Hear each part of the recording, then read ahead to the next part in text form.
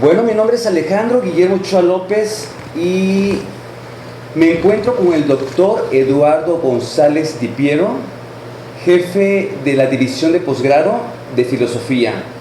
Él tiene una licenciatura y es maestro en filosofía, además de un doctorado. ¿Cómo le ha ido, señor Di Piero, doctor Di Piero? Claro, ¿cómo estamos? Mucho gusto, gracias. Mucho gusto. Bueno, ¿qué relación tiene la filosofía con la democracia? Es una pregunta que parece muy general, pero es una pregunta esencial porque tal parece que no nos hemos preguntado en los últimos tiempos.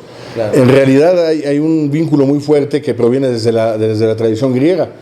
Históricamente, desde los griegos, nosotros encontramos un profundo vínculo entre lo que es el ejercicio de lo que se conoce como filosofía, sobre todo en la época clásica. Me refiero yo obviamente a los grandes sistemas filosóficos como Sócrates, Platón y Aristóteles, claro, en vinculación con lo que es el ejercicio de la democracia griega, que llega a un cierto nivel de culmen de la cultura griega, después de haber transitado por diferentes tipos de formas de gobierno, tiranías, etcétera, etcétera. Y no es casual que exista esta vinculación fuerte entre la idea de democracia, que claro, no es exactamente la misma de la democracia moderna que tenemos, pero que ya se encuentra ahí, sobre, digamos, gobierno del pueblo, aunque en Aristóteles está matizado, pero el cuño mismo del término democracia proviene justamente de una tradición filosófica que es la de los antiguos griegos. Oiga, y doctor Piero, y en el caso filosofía y democracia, ¿tienen mucho que ver y por qué razón?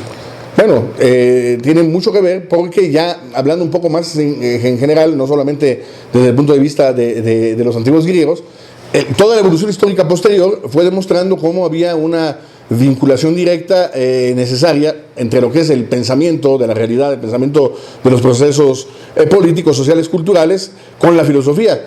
Dentro de todos esos procesos se encuentra, desde luego, también igual el ejercicio de la democracia. Entonces, la vinculación ahí es casi inevitable, fuerte. O sea, uno de los objetos de la filosofía es el pensar la manera en que los seres humanos nos organizamos desde el punto de vista colectivo, no solamente las formas asociativas humanas, sino también las denominadas formas de gobierno que justamente ya habían sido pensadas desde Platón y Aristóteles, por ejemplo, en la República o en la política cada uno, y que después fueron teniendo diferentes formatos, ¿no?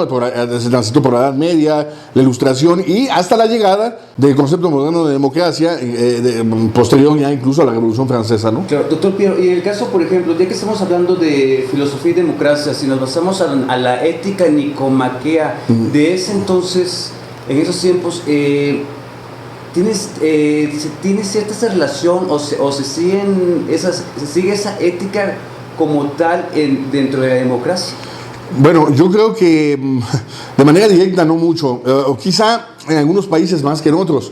Evidentemente hay una pretendida superación de algunos de esos principios que se dieron como directrices, no solamente de la ética nicomaquea, sino lo que dice Aristóteles también en la política y en otros textos, tanto así que inciden de alguna manera, por ejemplo, en el joven Alejandro Magno, claro, que sabemos que no es un ejercicio de democracia como nosotros lo entendemos, porque se trata de un rey, en cierta manera un tirano, en cierta manera emperador, pero que había abierto algunas concepciones respecto de este asunto del buen gobierno, de saber gobernar, y lo había tomado de ahí.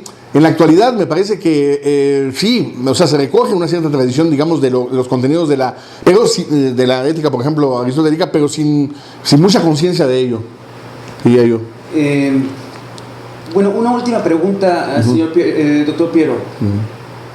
La filosofía en la actualidad se adapta, o bueno, sí se practica en esa democracia en la que pueden haber partidos o políticos o politiquerías, en este caso, en los que son solo eso, o usted cómo lo ve. Sí, la pregunta es interesante por la actual situación que nosotros vivimos, que vive en general el mundo, pero en particular los procesos en América Latina y en México en específico, dejan mucho que desear respecto de los ideales filosóficos que deberían de privar. Digamos, una cosa es el debería, y me parece que las formaciones políticas, para nosotros denominamos partidos políticos, en algunos países se ha superado esto y se llaman coaliciones, en fin, diferentes movimientos, pero en fin, se trata de partidos políticos, claro, deberían adoptar lógicamente una perspectiva de un contenido filosófico que, claro, soportaría de alguna manera la condición naturalmente ideológica de los partidos. Los partidos están soportados, sustentados en una cierta ideología, pero parece que actualmente ya ni siquiera eso se encuentra, está bastante diluido.